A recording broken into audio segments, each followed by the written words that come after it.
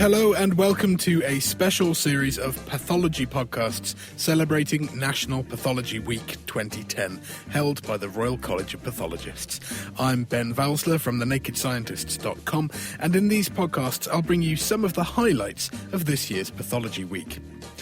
This year's events focused on pathology, the building blocks of life. This series of 3 podcasts will take you behind the scenes and into the pathology labs at Great Ormond Street Hospital. We'll explore the role of pathologists in pregnancy and paediatrics, and we'll get a glimpse of the world of veterinary pathology and the role that veterinary pathologists play in understanding animal developmental disorders. To celebrate National Pathology Week, the Natural History Museum hosted 2 Nature Live events with Alan Williams, Professor of Veterinary Diagnostic Pathology at Cambridge University. Many people would not immediately associate pathology with veterinary medicine, but pathologists play just as vital a role there as they do with human medicine. I asked Professor Williams just how the two differ. How does it differ? Well, in many ways it doesn't. Pathology is a study of disease. And the sorts of processes that cause disease in animals are very similar to those that cause disease in human beings. So the big difference is that medical pathologists deal with people and veterinary pathologists deal with everything else. For medical pathology, it's a very long process from getting your initial medical training through to specialising in pathology. Is it the same for veterinary science? Yes, it's very similar.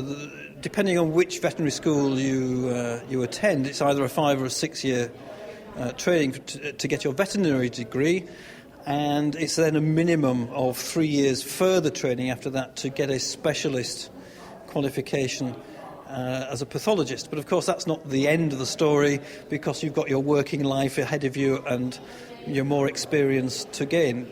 But the sort of official training, if you like, is your degree plus at least 3 years after that. You mentioned that there are only so many biological mechanisms that can go wrong to cause disease. Is there a lot that we can learn about human disease from veterinary pathology? Oh, absolutely. The way I think about it is that in evolutionary terms, if you had 1 million different diseases and 1 million different responses, each one tailored to a particular disease, what would you do with 1,000,001th disease? It just doesn't make sense.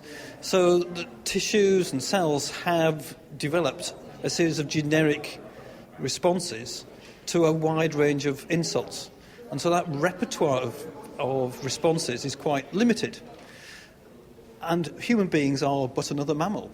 So one would anticipate that mammalian responses, by and large, and I know it's being a bit simplistic, are mammalian responses. So you can learn an awful lot. And if you think about it, and I know the area is slightly controversial, but the use of animals in medical research to study diseases of people and treatments for those diseases, of course, is a well-established. And if animals weren't similar, then why would you be using them in the first place? Touching on the almost generic nature of some of this, you've had the opportunity to look at not just the traditional veterinary medicine animals, cats, dogs, perhaps the odd horse. You've looked at some really very exotic animals. Yeah, I've been very fortunate in that respect to have those sorts of opportunities, from elephants to crocodiles.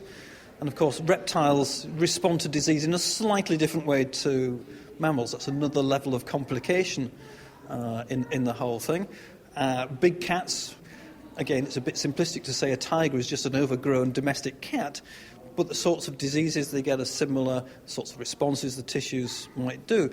Being a pathologist, just as being a practitioner, a medical practitioner, you're trying to problem solve all the time. Here is a problem, what has caused it, and you have to keep working backwards till you can get to the root of things. So it's a big problem solving exercise, and you answer a sort of certain set of ask a certain set of questions to try and get the information to allow you to provide the answers. And just finally, what made you want to agree to join in with National Pathology Week? Do you think it's important that we try and inspire the next generation into this sort of research? Partly that. I mean, I'm rather passionate about pathology. I guess as a teenager, if I look back, I was always interested in how things went wrong. Rather than, nature and evolution has been a wonderful thing, but nothing's perfect. And that's where my fascination was. And I just have a feeling that public at large do not really understand disease and how things go wrong. And so what I was hoping to contribute to National Pathology Week was a small piece in a very large jigsaw of trying to promote understanding of disease and how illness works. Because if you can understand how that's happening to you or whatever, you're not so lost in the whole, or even afraid of disease. If you can understand something, then you can rationalise it and cope with it. Alan Williams explaining how pathologists help to take away the fear of disease. Alan presented 2 of the Natural History Museum's Nature Live events, bringing a selection of bones, tissues and even a box of brains to the museum's Attenborough studio. The museum very kindly gave us permission to include some of the event in this podcast. So here's Nature Live presenter Aoife Glass. Well, good afternoon, everybody, and welcome to Nature Live here in the Attenborough studio. My name is Aoife, and I'm going to be your host for today's event. Thank you very much for coming along and joining us for a rather special Nature Live event today. Nature Live is a programme of events that happens here in the Attenborough studio in the museum pretty much every day.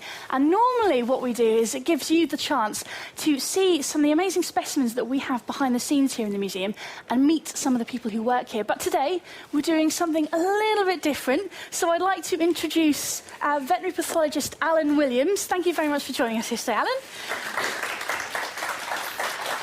Thank you. And today we're going to be finding out all about basically what it is that you do. Yeah. But to start us off, what exactly is a pathologist and what's a veterinary pathologist? Pathology is the science and study of disease, things that go wrong. And a pathologist, our job is to work out what has gone wrong and the reasons why it has gone wrong, and then potentially what we can do to stop it happening again, some point in the future, to other animals. If it's a group of animals and one animal is sick, others might have the same disease but not look sick just yet. So there's lots of things we can do. And as a vet, obviously I work with animals rather than, well, except for today, rather than with people. This is part of National Pathology Week. It is indeed. What's that all about? Well, pathologists, we're the sort of the backroom boys. And if you take your animal to a vet, you see a clinician, either for vaccination, to stop it getting certain diseases, or because it's got something wrong with it. It has some disease. If the vet isn't sure straight away what it is, he can take some sort of sample and send it to me, and I'll look at it and I'll tell him, or her, what the problem is. And I prefer to do that whilst the animal is still alive, because obviously I can help that particular animal and help the vet treat that animal. Sadly, some animals don't make it, and they come to me after they have died, usually with a question of what was the cause of death. And so that's some of the things I have brought with me to share with you, different things that happen. All these specimens have been donated, or their animals were donated to me with written permission to use for educational purposes. So all these things are here with their owner's permission, and if they weren't safe, I would not be allowed to bring them into this studio. So you feel free to handle them. They're all nice and safe. It's going to be really interesting to have a look at, you hear about some of the different diseases that things get, to actually see what that actually physically does to the animal in question is going to be, I think, quite fascinating. Yeah. Now, Alan, pathologists do a number of different things, but why is veterinary pathology important? OK, so it comes back to what does a pathologist do? I've just talked to you about making a diagnosis, finding out what the illness or disease is. The prognosis is what's the future likelihood for that animal. So if there's been a small lump and the vet has taken it off and I look at it and say, it's benign, it's nothing to worry about, the prognosis for that animal is very good. If it's a rampant cancer, then the prognosis is not so good. My job is to make that call, is to decide what it is. Understanding the disease, of course, it then influences how the animal's looked after, the care it needs, the treatment it needs, what the likely response. Some cancers respond to treatment better than others. For me to say, oh, this is cancer, is not good enough. I have to say what type it is. Otherwise, you're giving misleading information. I also check on make sure that clinicians get what they think is right.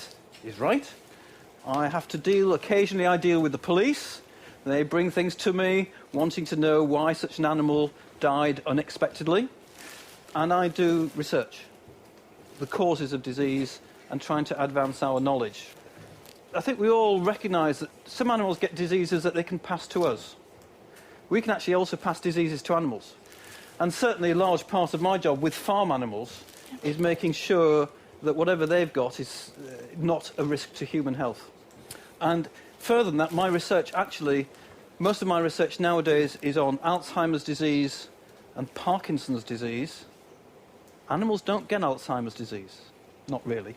They certainly don't get Parkinson's disease. The way disease works in animals is very similar to the way disease works in people. There's only so many things that can go wrong. Do animals get the same kind of diseases that we get? Pretty much, yes. So the sorts of diseases that any tissue, any individual can get, can almost be sort of categorised. Trauma, tumours, infections, development that goes a little bit wrong. These sorts of things, the same sort of categories in animals as people. Is there anything anyone would like to ask or know a bit more about? Have you ever done anything on sea creatures? Sea creatures, yes, I've worked with pathology on fish. I've done pathology of seals. Haven't done a whale yet. I'd quite like to do one of those. But you've got to work very quickly because they go off quite quickly. So you put a big peg on your nose while you're doing them. Yeah, I've heard they can be quite smelly. Yeah. I remember talking to some of the guys who work behind the scenes here at the museum on our giant squid, and they were saying when they were preparing that, they've never smelt anything so bad in their lives. Question over here? What was the biggest animal that you have worked with? The biggest was 3.5 tons of elephant. Wow. Yeah, she was about as big as this studio is wide. She was 3.5 tons, but she'd actually probably lost about 1.5 tons of weight through her illness. So she would have been a lot bigger. That was a long job. Oh, it was a long job. elephant. And very sad because when I was a student, I was an elephant keeper for a while. Right. And elephants and their keepers get very attached to each other. So it was quite a sad job to have to do. We've got another question over there. What was the most unusual disease you've worked on? Oh, that's a very good question. The most unusual disease you've worked on, Alan? Most unusual disease. This one's a mystery. This one here is a bit of a mystery. I haven't worked on it much. It happens in people and it happens in dogs, interestingly enough. And what happens is the bones start to become very, very thick. Lots of new bone is formed around the outside. The joints are okay, but the bones, so the leg or the arms of people, the bones become at least half as thick again. And it's a very unusual disease because the problem isn't with the bone. I mean, the problem is the bone, to some extent, but sitting in the chest, there's usually a small tumour, minding its own business, not causing any problem in the chest, but producing this on the legs. And we have absolutely no idea why it does that. If you operate and take the tumour away, that'll go away. There are groups looking at it, it's not my research, it's others, trying to work out. But these cases are so unusual, it's very difficult to get enough to actually do any meaningful study on. So it's a very, very strange disease. Lovely question. So this could be something that if we've got any budding pathologists, the next generation of veterinary pathologists in the audience, this could be something that you guys could answer. We've got another question down at the front here. Two questions. One is, because you work in such a variety of animals, where do you start and how much of it is generic between, the difference between a whale and a field mouse must be massive. So how do you start a particular case? And the second question, I'd love to hear a bit more about why you're working on Parkinson's, because it's got nothing to do with animals. Can I answer the second one first? Well, the second piece of research I did was on meningitis in pigs, as it happened. So having done work on meningitis in pigs, working out how meningitis is actually caused, I got hired to work in a human hospital working on human meningitis. So whilst I was there, mad cow disease happened. So would I please now go, as one of the few people who specialise as a vet in looking at brain pathology, would I go and work on mad cow disease? And so my research was, how do the nerve cells die in mad cow disease? And it's pretty much, I believe, the same way that we think brain cells die in Alzheimer's disease and Parkinson's disease. So by looking at how things happen, you can start crossing a number of boundaries. And that comes back to your first question about generic things. There's only so many things that can go wrong. There's only so many ways that a tissue or a cell can respond to that injury. So a lot of it is generic. So I can look at human disease. I'm not actually allowed to do pathology on human beings because you have to be a doctor to do that. But I can study the diseases in a research lab. So you're going from taking what we know about animals and the mechanisms there, and then translating it onto what might happen in people. Because we are, after all, animals too. We are just another mammal. We walk on 2 legs rather than 4. We have a rather curious lifestyle. But apart from that, pretty much the same. When you're talking about the building blocks of life, and we're talking about, well, young creatures, really, to start off with, what kind of things can go wrong? Well, I think we've all heard of genes. Truly the DNA, the building block. And the DNA, if you like, is the information. And that information has to be translated into proteins that will then control how the body is put together. So as an animal develops, whether those blocks, as cells divide, all these building blocks need to divide and be shared between all the other cells. And sometimes that goes wrong. Right. So we have examples here where either the animal is born with a gene that is faulty, a piece of DNA that isn't what it should be, or somewhere in development something has gone wrong. A signal between 2 cells has gone wrong, so they then don't do what they're supposed to do. So either there's something wrong with the instructions, with the DNA itself, or there's something wrong with how that's been the instruction is translated. Translated. Have you got anything that demonstrates that for us? Yes. So if we look at this cat and count how number of claws it has on the end of its feet, of course there should be 5. This cat's got 6. So somewhere along the line, a signal has gone wrong to produce a 6th digit. And that actually could be in the gene, or it could be a fault in translation. In this country, we produce about 20 million lambs a year. And it's not uncommon to find lambs with more than 4 legs. That's a signal gone wrong. So we get these sorts of things happening from time to time. That cat, it couldn't care less whether it's got 6 claws or not. And in most cases, the lambs tend not to do so well. 4 legs usually work fine. The 5th or 6th leg, maybe not so well. The farmer keeps it going, and if it fattens, then that's fine, and if it doesn't, then it doesn't. So when you get these changes, when you get these problems arising, it's not always catastrophic. Not always. It can be. I've got a little example here. It's been fairly catastrophic in this case because this is a little puppy, and we've got this much smaller thing underneath. And this is a mummified fetus. So somewhere during its development, something went catastrophically wrong, and everything stopped. Now, trying to find out why that was mummified is often very, very difficult indeed. So things can go catastrophically wrong, or the animal can be born and survive for a while. So this little puppy here has a cleft palate. The roof of your mouth is an arch, and the tissue comes in from the left and comes in from the right and should meet in the middle to complete that arch. And what's happened in this puppy here, it hasn't met in the middle. Now, for young animals trying to suckle milk, the mouth has to get hold of the teat and suck. But if there's an air coming in from the nose, it can't get the suction. So these puppies don't suckle properly, and unfortunately many of them die as young puppies because they just can't suckle properly. So those are some examples of problems that have arisen due to maybe genetic changes. Probably, yeah. Accidental genetic changes. Not much you can do about those. Right. Let me just talk about breeding animals.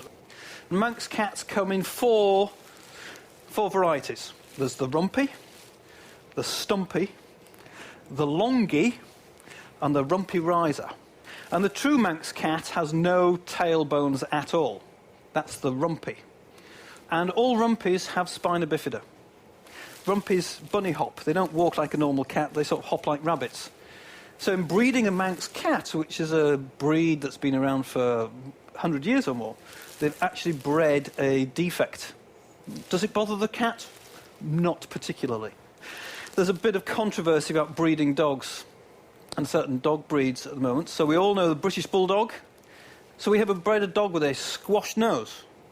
And the reason that most bulldogs run around with their tongue hanging out is because the tongue is too big for the mouth. So we have bred a dog that's tongue hangs out, it wheezes because it can't breathe properly, and it's got short, stumpy legs so it can't run properly either. We have designed the dog that way. And the controversy now is that almost certainly you can't breed a bulldog unless you do caesareans. Puppies do not come out normally. So the only way to maintain this breed is to do caesareans on them. And there is a clear question whether that is right and proper thing to be doing.